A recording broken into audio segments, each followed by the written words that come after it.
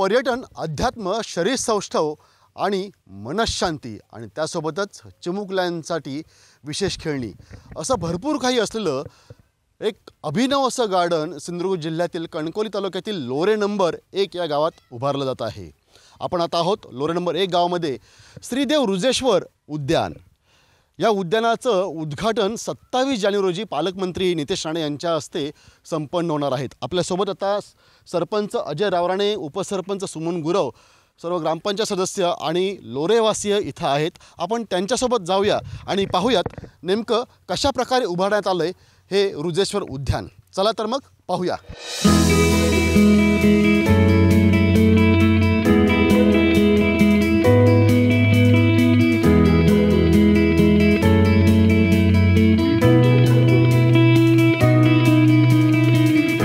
लोरे नंबर 1 गावातील श्रीदेव रुजेश्वर उद्यान हेच देवस्थान आहे जे श्रीदेव रुजेश्वर या नावानं इथं प्रसिद्ध आहे। आणि ह्याच देवस्थानाच्या परिसरातील संपूर्ण जो काय परिसर आहे त्याचा सुशोभीकरण आणि सौंदर्यीकरणाच्या माध्यमातून हे खरं म्हणजे उद्यान साकारले। आपल्यासोबत आहेत लोरे नंबर 1 गावचे सरपंच अजय रावराणे। अजयजी, काय सांगाल, कशा प्रकारची संकल्पना होती? पहिल्यांदा ही संकल्पना आली कशी मनात आणि कशा प्रकारे यासाठी आपण निधी गोळा केलेला आहे?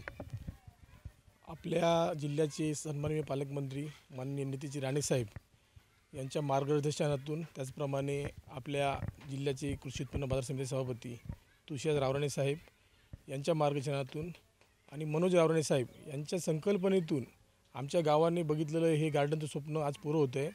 आणि यासाठी प्रामुख्याने सन्माननीय पालकमंत्री नितेश राणे साहेब यांनी आम्हाला आमच्या गावासाठी पर्यटनातून आपल्या रुजेश्वर देवस्थानासाठी 25 लाखाचा निधी उपलब्ध करून दिलेला होता।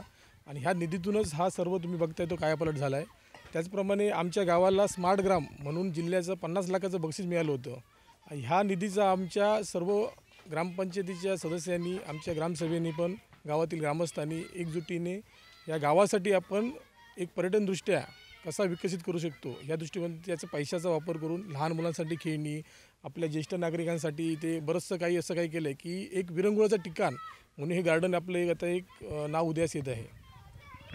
पाहूयात आपण नेमकं काय काय ह्या गार्डनमध्ये उभारण्यात आलेलं आहे, कशा प्रकारच्या सुविधा इथं दिलेल्या आहेत, मुलांसाठी असतील म्हणा किंवा ज्येष्ठांसाठी असतील म्हणा किंवा ओपन जिमच्या माध्यमातून काय नेमक्या सुविधा दिलेल्या आहेत ह्यात आपण पाहूयात।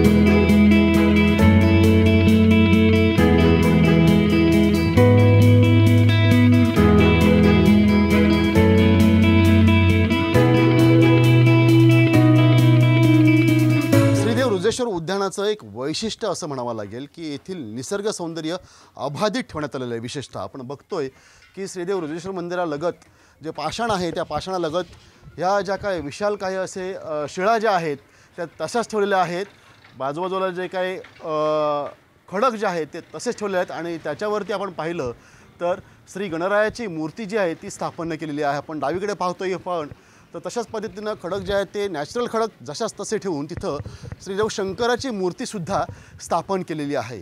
त्याच्या बाजूला आपण बघितलं तर नैसर्गिक जैवविविधता राखणारी किंवा जोपासणारी जी काही झाडं असेल, ओरिजिनल जे काही वृक्ष आहेत, जंगली झाडंसुद्धा जी काय असतील ती जशाच तशी ठेवलेली आहेत आणि येथील निसर्ग संपन्नता राखून अबाधित ठेवूनच या उद्यानाचा जो काय आहे तो विस्तार केलेला आहे आणि हे उद्यान इथं अस्तित्वात आणलेलं आहे हेच म्हणावं लागेल।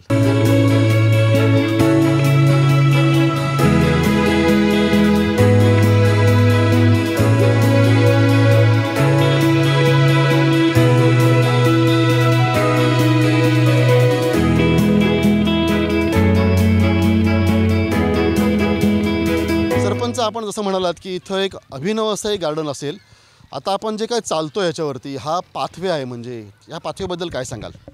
आता म्हणायचं झालं तर हा सगळा जो खर्च आपण केला आहे, हा जो बंदिस्त हा पूर्ण बांध हा आपण पर्यटनमधून घेतला होता आणि हा जो पाथवे आहे तो आपण स्मार्ट ग्राममधून जे आम्हाला बक्षीस मिळालं त्याच्यातून एक विरंगुळाचं ठिकाण, वयस्कर जे आपली लोक आपल्या गावामध्ये आहेत त्यांचा एक संध्याकाळचा एक वेळ जावा व्यवस्थित त्या दृष्टिकोनातून हा आपण एक व्यायामाच्या दृष्टिकोनातून पण त्यांना आपण हा पाथवे केलेला आहे।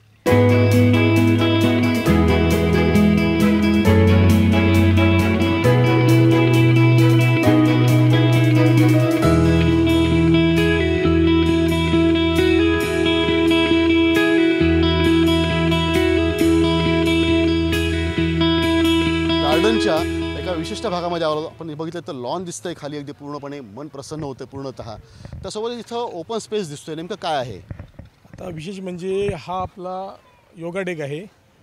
ह्या योगा डेकमध्ये समोरच आपण हे लॉन टाकलेलं आहे की योगा करतेवेळी आपल्या सर्व ज्येष्ठ नागरिकांना इथे ही जागा उपलब्ध करून दिली आहे. आणि त्याच्या दृष्टीने ही हिरवळ त्याच्यासाठी केली आहे की एक मनाला प्रसन्नता निर्माण व्हावी करतेवेळी. त्यासाठी हे एक त्यांच्यासाठी एक केलेलं एक योगा डेक आहे.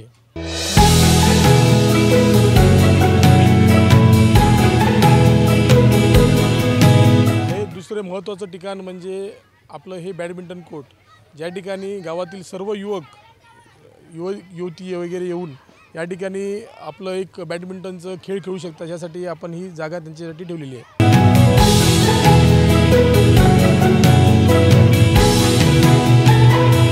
आता या ठिकाणी जो हा पाड बनवला आहे तो खास मुलांसाठी किड झोन म्हणून केलेला आहे. या ठिकाणी तुम्ही बघू शकता की लहान मुलांसाठी ते एक छोटा 10-12 वर्षाच्या मुलापर्यंतचे सर्व इकडे गेम बसवले आहेत. या ठिकाणी तुम्ही बघू शकता झुले बसवले आहेत, घसरगुंडी बसवल्या आहेत, ॲडव्हेंचर गेम बसवले आहेत.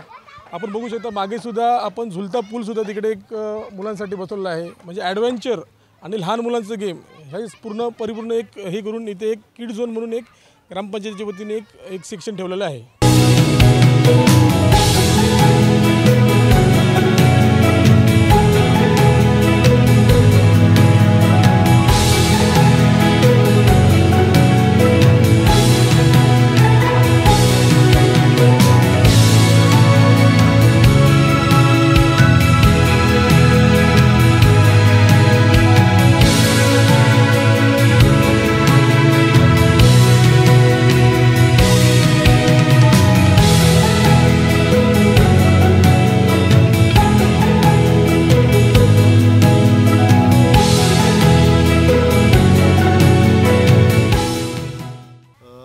श्रीदेव रुद्रेश्वरच्या गार्डनमध्ये बघितलं आपण, ते एक वेगळं वैशिष्ट्य असं आहे की ओपन जिमचा समावेशसुद्धा तुम्ही केला आहे.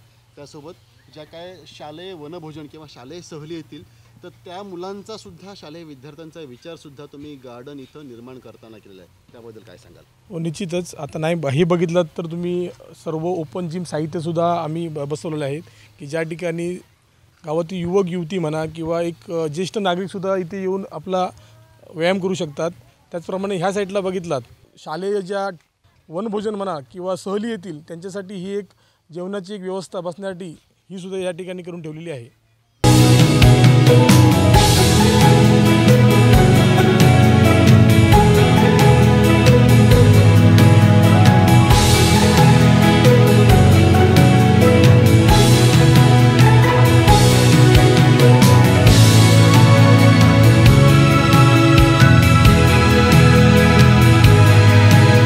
आपण जसं सांगितलं की जिल्हा पर्यटन निधीच्या माध्यमातून 25 लाख रुपये तुम्हाला मिळालेले आहेत.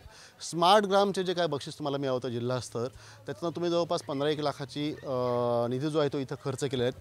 आपण आता संपूर्ण फेरफटका मारल्यावरती समजून येतं की जवळपास 42 गुंठ्यांमध्ये हा पूर्ण गार्डनचा प्रकल्प इथं उभारला गेला आहे. आणि जे काय इक्विपमेंट्स पाहिलं आपण तर नक्कीच हे 40 लाखाचं काम नाही आहे, त्याहून जवळपास दुप्पट रकमेचं हे काम आहे. वरच्या निधीची तरतूद आपण कशी काय केली? निश्चितच तुम्ही आता ज्याप्रमाणे बोललात त्याप्रमाणे खरोखरच 42 गुंठ्यामध्ये हे गार्डन होत असताना शासकीय योजनेचा लाभ घेतेवेळी आपल्या गावालासुद्धा या योजनेतून आपल्या या पैशातून हे गार्डन निश्चितच उभं राहिलं नसतं. मग त्यासाठी आम्ही ग्रामपंचायतीच्या वतीने लोकांना आवाहन केलं होतं आणि खरोखरच आपल्या गावातील ग्रामस्थांनी यासाठी भरभरून त्याची साथ देऊन, यात नाही म्हटलं तरी बराचसा हा सहभाग फंडाचा हा आपल्या लोऱ्यातील ग्रामस्थांनी भरपूर योगदान दिलेलं आहे. आणि त्या दृष्टिकोनातून हा खर्च झालेला आहे. म्हणजे तुम्ही म्हटलं तसं 25 लाख रुपये आपला पर्यटनमधून, 15 लाख रुपये आपण स्मार्ट ग्राममधून, उर्वरित जो खर्च आहे तो गावातील सर्व ग्रामस्थांच्या एकजुटीने दिलेल्या या योगदानातून म्हणजे फंडिंगतून हा आपण एक सांगड घालून केलेलं हे एक गार्डन आहे.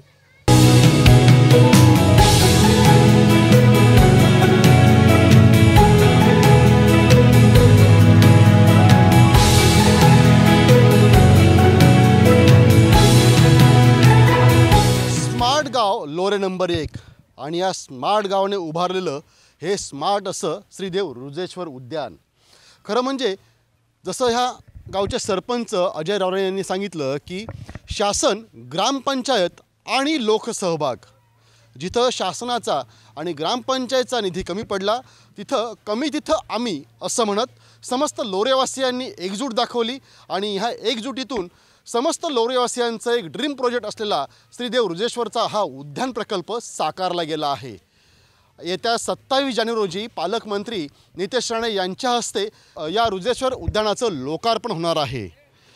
महत्त्वाची गोष्ट ही आहे की गार्डन म्हटल्यानंतर आपण जसं सुरुवातीला सांगितलं होतं की काहीतरी अत्याधुनिक किंवा सिमेंट आर्टिकलचे प्रकल्प किंवा केवळ खेळणी असं असतं, परंतु ह्या गार्डनचं वैशिष्ट्य आहे, पुन्हा एकदा दाखवतोय की इथं असलेल्या ह्या शिला ज्या आहेत, येथील खडक जे आहेत ते तसेच ठेवलेले आहेत. येथील नैसर्गिक जुनाट वृक्ष जे आहेत ते तसेच ठेवलेले आहेत. त्यासोबतच नवीन मनोवेधक नयनरम्य अशी पुष्परोपं जी आहेत ती इथं लावण्यात आलेली आहेत. त्याच्यासोबतच मुलांसाठी विशेषतः एक विशेष असा एक चाइल्ड झोन जो आहे तो उभारण्यात आलेला आहे. संपूर्ण समयाचा विचार करून हे गार्डन जे आहे ते इथं उभारण्यात आलेलं आहे.